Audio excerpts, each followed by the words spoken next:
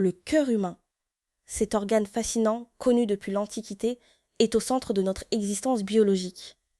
Il bat environ 100 000 fois par jour, 3 milliards de fois en une vie entière, sans jamais s'arrêter. La cardiologie, science qui lui est consacrée, a révolutionné notre espérance de vie au cours du XXe siècle. Découvrons ensemble tout ce que la science nous a appris sur cet organe extraordinaire. Le cœur se trouve dans le thorax, dans une zone appelée médiastin, légèrement décalée vers la gauche. Il a la taille d'un poing fermé et pèse entre 250 et 350 grammes. Il est enveloppé dans le péricarde, un sac protecteur à 2 feuillets, baigné d'un liquide lubrifiant qui permet ses mouvements sans friction. Sa pointe, appelée apex, est orientée vers le bas et la gauche. Le cœur est divisé en 4 cavités. À droite, l'oreillette reçoit le sang appauvri en oxygène depuis tout le corps, et le ventricule droit l'envoie vers les poumons. À gauche, l'oreillette reçoit le sang fraîchement oxygéné par les poumons, et le ventricule gauche, le plus puissant, le propulse dans tout le corps via l'aorte. La paroi du ventricule gauche est 3 fois plus épaisse que celle du droit. Les valves cardiaques sont de véritables clapets anti-retour qui garantissent que le sang circule toujours dans le bon sens. La valve tricuspide sépare l'oreillette du ventricule droit. La valve pulmonaire gère la sortie vers les poumons. La valve mitrale, à 2 feuillets, sépare le côté gauche. Et la valve aortique, très sollicitée, contrôle la sortie vers l'aorte. Leurs ouvertures et fermetures passives produisent les bruits du cœur. Le myocarde est nourri par les artères coronaires qui naissent directement à la racine de l'aorte. L'artère coronaire gauche se divise en artère interventriculaire antérieure et en artère circonflexe. L'artère coronaire droite irrigue le ventricule droit et la paroi inférieure du cœur. Au repos, les coronaires reçoivent 250 ml de sang par minute. À l'effort intense, ce débit peut être multiplié par 5 grâce à la vasodilatation. Le myocarde est constitué de cellules musculaires très spéciales appelées cardiomyocytes.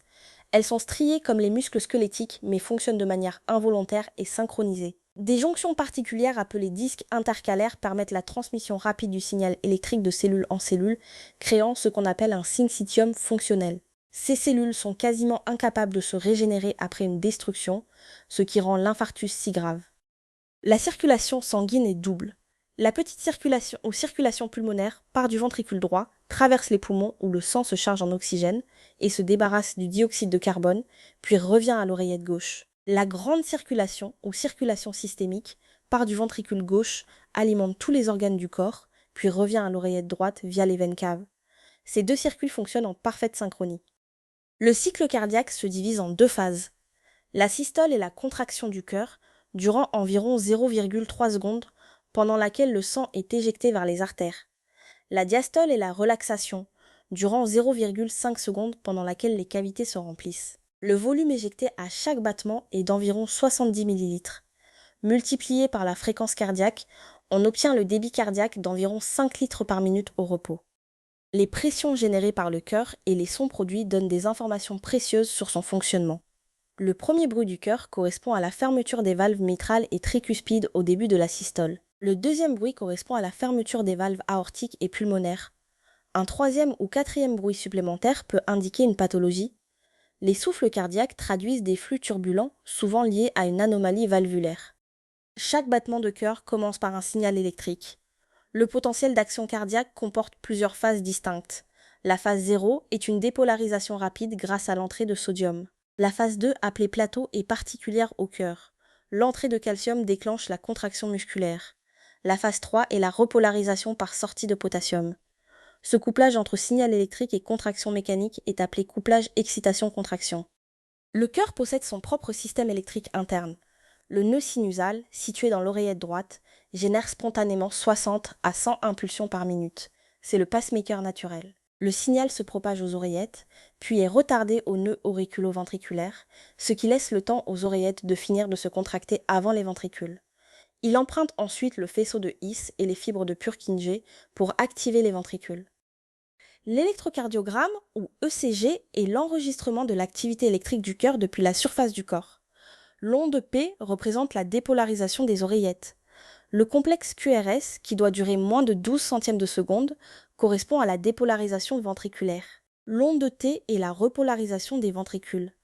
Avec 12 dérivations différentes, l'ECG dresse une cartographie tridimensionnelle de l'activité électrique et permet de diagnostiquer infarctus, arythmie et troubles de la conduction. Le cœur s'adapte en permanence aux besoins du corps grâce à une régulation précise. Le système nerveux sympathique, activé lors du stress ou de l'effort, augmente la fréquence et la force de contraction. Le système parasympathique, via le nerf vague, ralentit le cœur au repos. La loi de Frank Starling stipule que plus le ventricule est rempli, plus sa contraction est puissante. Les hormones comme l'adrénaline et les peptides natriurétiques complètent cette régulation.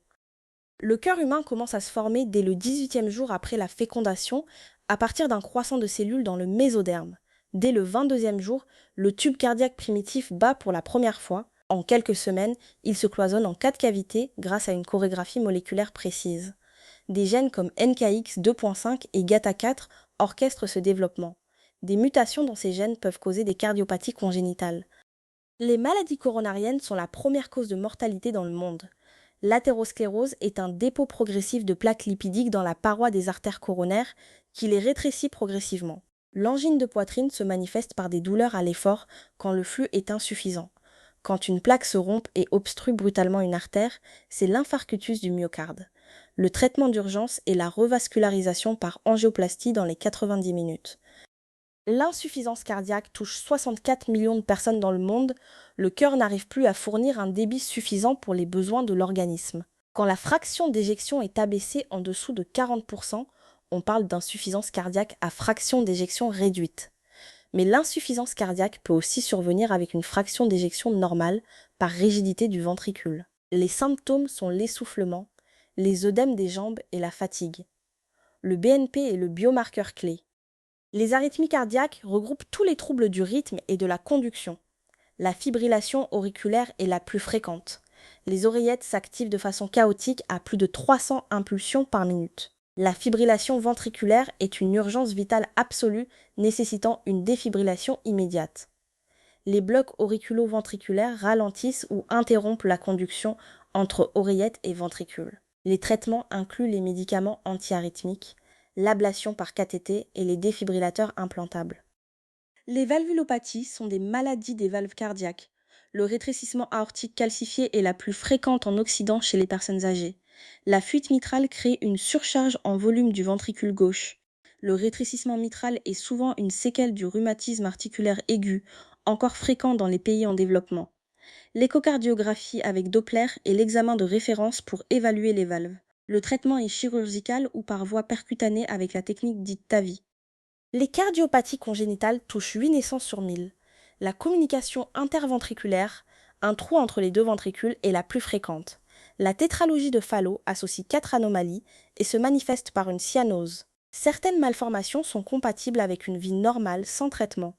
D'autres nécessitent une chirurgie en urgence dès les premiers jours de vie. L'échocardiographie fœtale permet le diagnostic anténatal dès la 22e semaine de grossesse, ce qui améliore la prise en charge. L'hypertension artérielle est l'une des maladies chroniques les plus répandues dans le monde, touchant 1,3 milliard de personnes. Elle est définie par une pression artérielle supérieure ou égale à 140 sur 90 mm de mercure. Dans 95% des cas, elle est dite essentielle, sans cause identifiable, mais liée à des facteurs génétiques et environnementaux. Non traitée, elle provoque des AVC, des infarctus et une insuffisance rénale.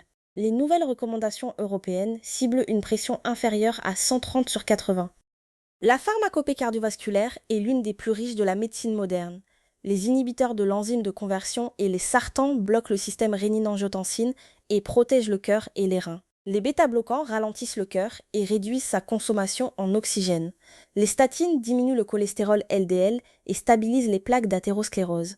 Les anticoagulants préviennent les caillots en cas de fibrillation auriculaire. Et les glyphosines, initialement antidiabétiques, ont révélé une puissante cardioprotection.